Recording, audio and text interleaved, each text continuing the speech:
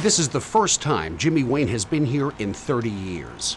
The old Trailways bus station in downtown Pensacola, it hasn't been used in years.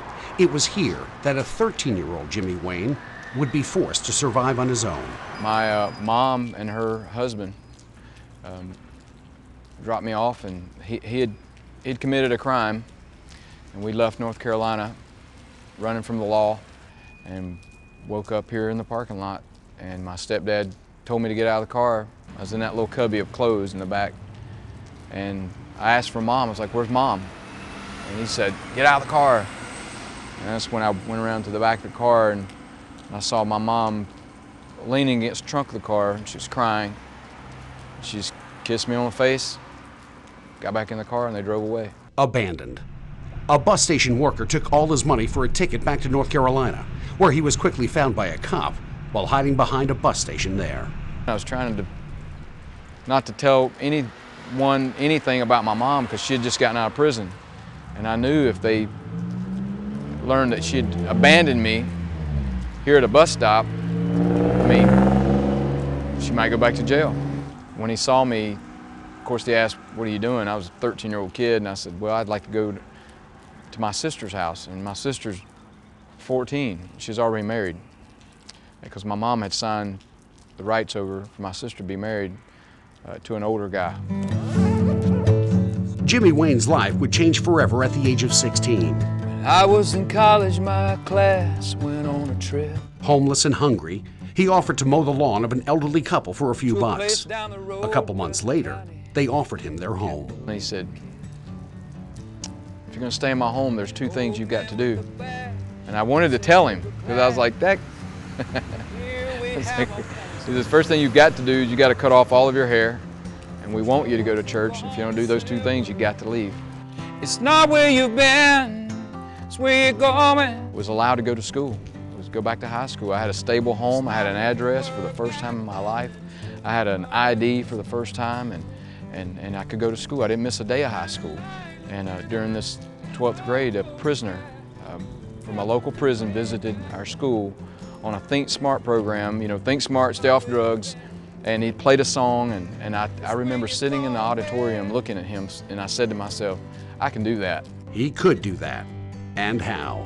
It's not who you were back then, it's who you are at this moment. Jimmy turned his writings about his life into powerful songs about love, heartbreak, and family. After working his way through community college, learning to play guitar from the prison inmate he befriended, he moved to Nashville. Grammy nominations would follow, #1 hits, top 40 hits, and tours with some of the biggest names in country music. I was prepared for homelessness, I was prepared for hunger, abuse, I was prepared for abandonment, but I was not prepared for fame. And when I got a record deal and all that attention and the money and the lights and all that stuff started happening, I wasn't prepared for it. In 2010, Jimmy got his head straight during a 1,700-mile walk from Nashville to Phoenix to raise awareness about foster children and homelessness.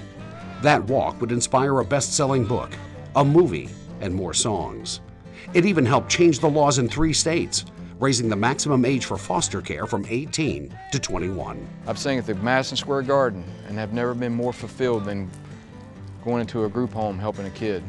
Understand that, look, man, you're chosen, you're here for a reason. I don't know what it is yet, but you're gonna be able one day to come back and tell your story to somebody else who may not be strong enough to pull themselves through it.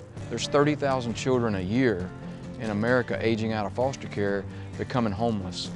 And 50% of the females end up pregnant within the first year. 1 out of 4 end up incarcerated within 2 years. So if that's not a crisis, right here at our front doorsteps, I don't know what is. At the abandoned Trailways bus station in Pensacola, now 43-year-old Jimmy Wayne remembers well the night he was abandoned here. But those reflections are motivation. His childhood pain is now his power.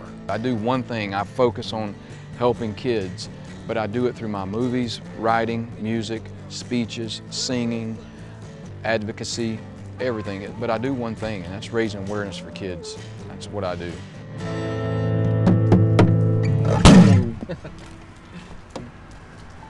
Dude, I'm freaking real. Thank you. That is great. Thank you. True story. I could tell. Oh my Yeah. God, I swear.